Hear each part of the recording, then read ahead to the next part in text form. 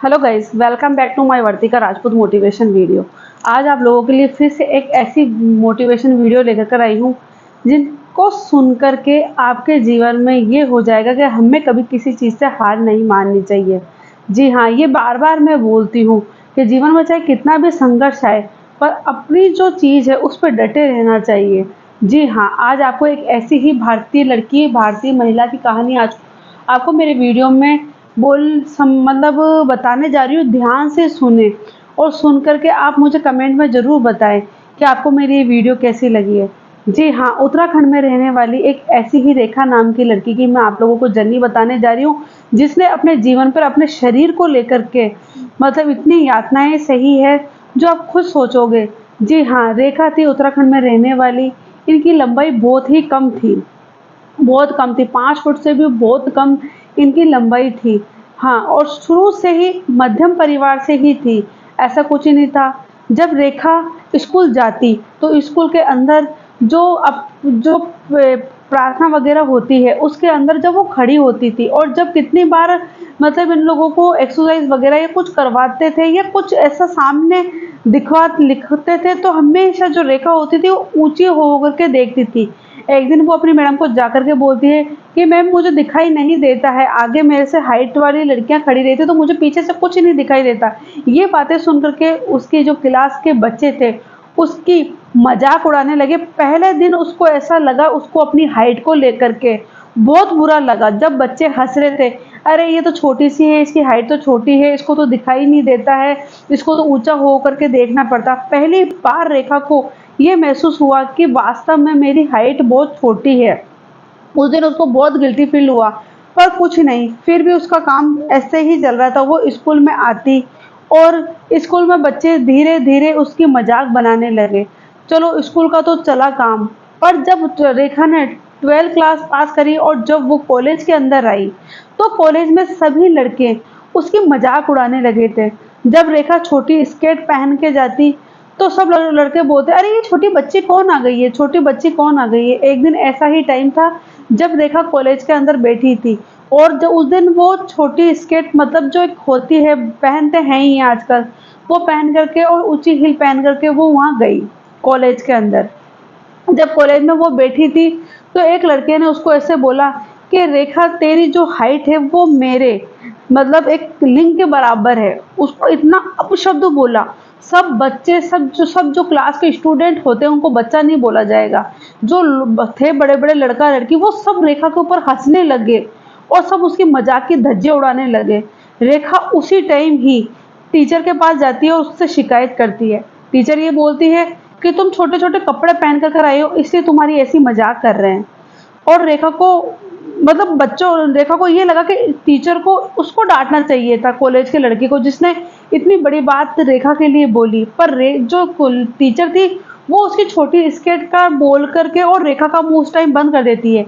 रेखा उसी टाइम ही कॉलेज के बाथरूम में वॉशरूम में जाती है और खूब रोती है। वहां पर फिनाइल की बोतल पड़ी रहती है और वो जैसे ही पीने की करती है, तो कोई दरवाजे से खटखटाता है। उसी टाइम ही रेखा उसको डर की मारी उसको रख देती है और वहां से चली जाती है और वहां जाती है अपने घर पे। और घर पे वो कॉलेज नहीं जाने का आए दिन बहाना बनाती है, पर वो अपने मम्मी पापा को खुल के उस टाइम नहीं बताती कि मेरे साथ क्या हुआ, मेरी क्या मजाक उड़ाते हैं।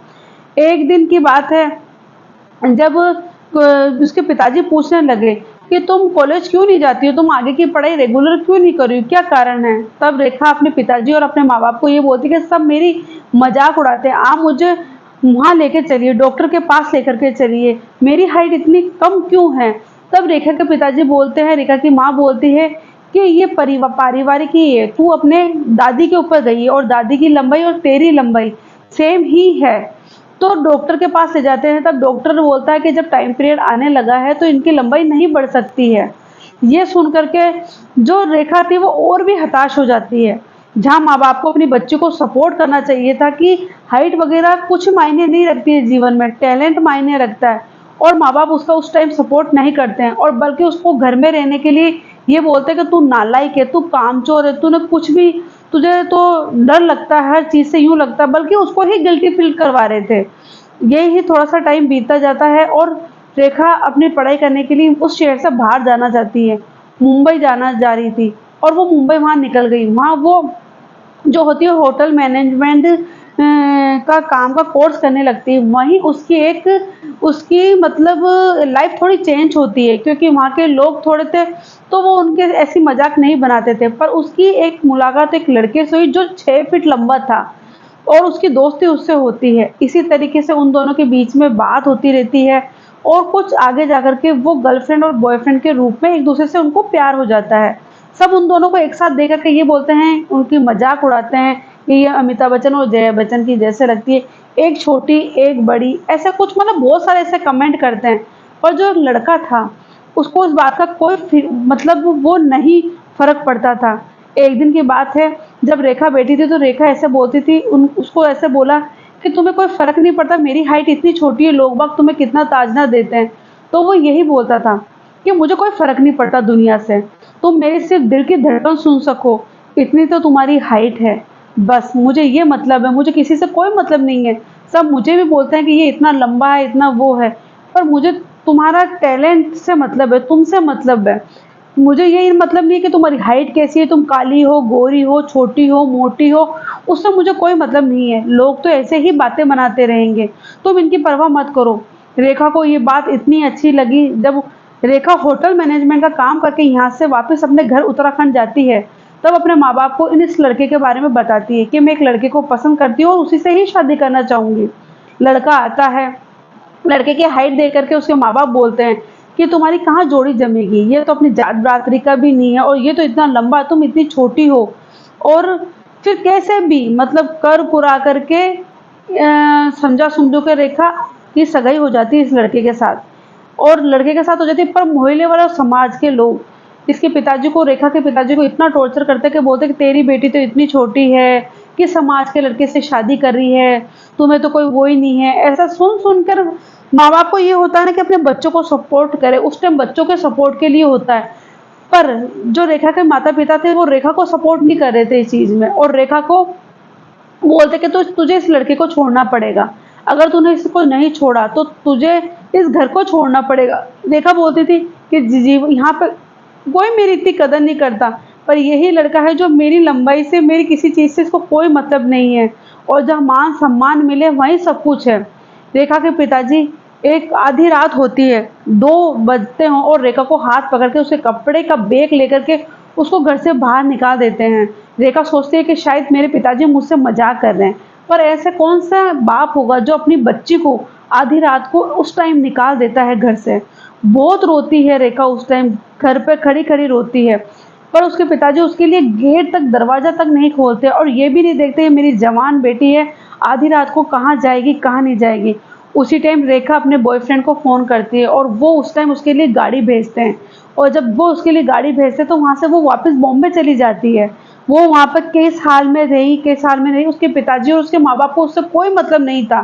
तब उसके बॉयफ्रेंड के पास में वो साल भर रही, फिर वो कुछ अलग रही।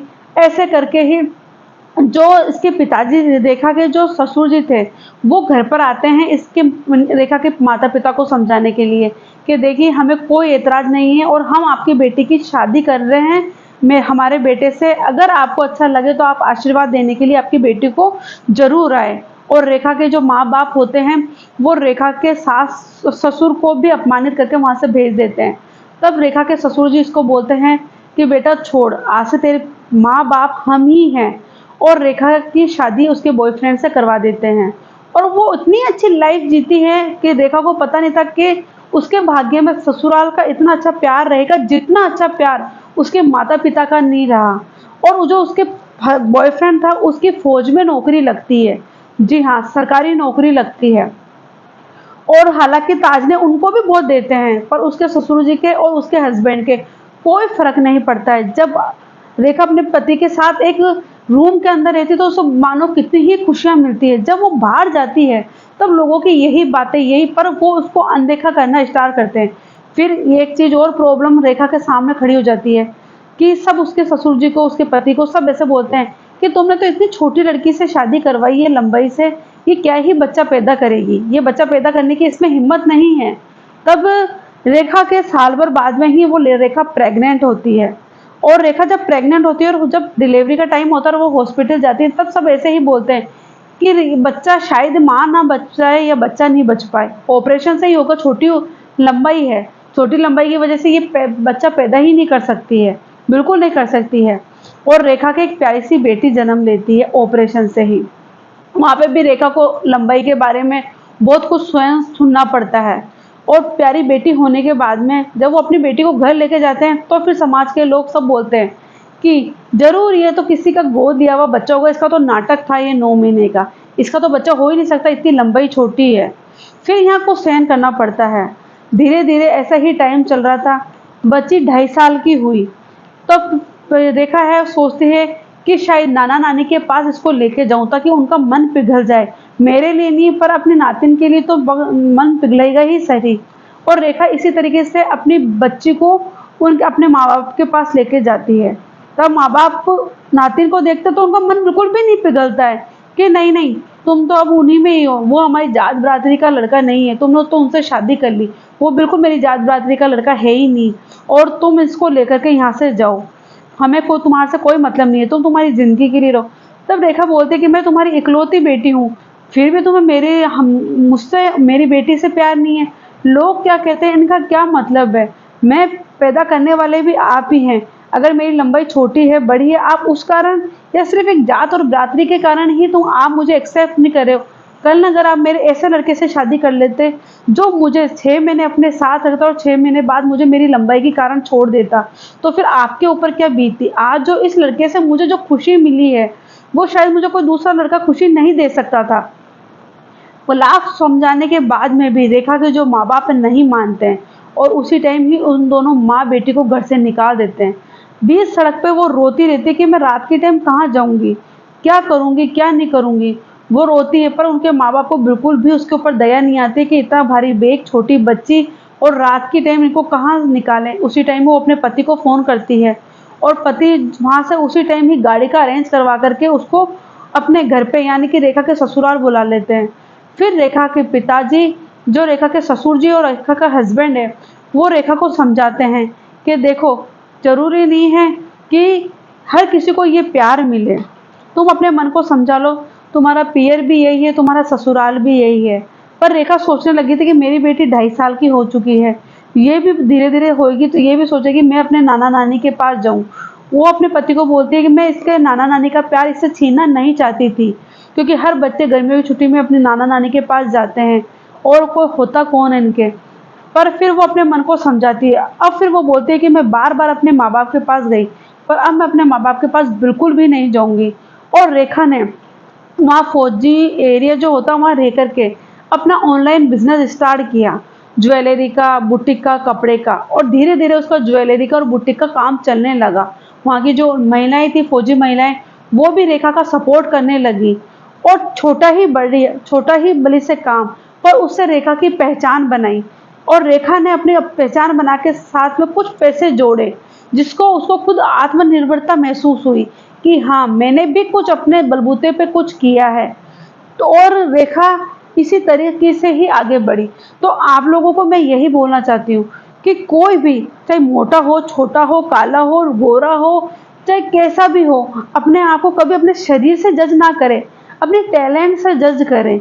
जी हाँ, ये रंग रूप, काला मोटा छोटा, ये कोई मायने नहीं रखता है जिंदगी के अंदर।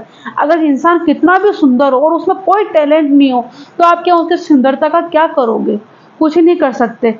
वो सुंदरता ही क्या आपको पहचान देगी, नहीं। अगर यहाँ पे ही काला हो, कलर काला हो, मोटा हो, अगर उसमें टैलेंट हो और उसने अपनी पहचान इस दुनिया में डट के बना ली, तो सोचिए वो सुंदरता में काम आएगी या फिर वो टैलेंट आपके काम आएगा। आप बस, कई लोग ऐसे होते हैं कि दूसरों को ऐसे देखते हैं, अरे यार वो इतने सुंदर है, उसने ऐसे कपड़े पहन रखे हैं, वो ऐसी लगती है, मैं तो ऐसी हूँ, मेरा तो कलर सांवला है, मेरा तो नाक नक्शा अच्छा नहीं है। और वो इसी तरीके से अपने आप को डीमोटिवेट समझ होना जिंदगी में स्टार्ट कर देते हैं। आप इस चीज को बिल्कुल ना समझे। रंग रूप कोई मायने नहीं रखता, छोटा मोटा कुछ मायने नहीं रखता है। आपकी क्या लंबाई है क्या नहीं, आपकी पहचान, आपका जो मतलब आप में टैलेंट है वही मायने रखेगा।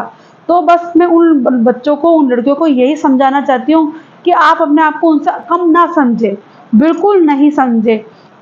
काले पीले ये कोई मायने नहीं रखता है, आप बस डट के खड़े रहें और अपनी उस तरीके की लेवल की पहचान बनाए कि जो लोग आप लोगों को ताजना देते हैं वही एक दिन आपकी तारीफ करें। तो बस मैं आप लोगों को यही बोलना चाहती हूँ, ज़िंदगी में चाहे कितना भी बड़े वो आ जाए पर कभी हार ना माने। तो आपको मेरा ये मोटिवेशनल वीडियो कैसा लगा प्लीज़ मुझे कमेंट में ज़रूर बताएं। अगर अभी तक आपने मेरा Vartika Rajput motivational video channel subscribe नहीं किया है तो सब्सक्राइब करें और शेयर ज़्यादा करें ताकि मेरी ये छोटी छोटी वीडियो आगे पहुँचे और उन बच्चों को, उन लड़कियों को, उन महिलाओं को थोड़ा सा मोटिवेट होने के लिए अपने जीवन में प्रेरित करें। तो फिर आप लोगों के लिए नई वीडियो लेकर आऊँगी। जब तक के लिए नमस्ते, जय हिंद।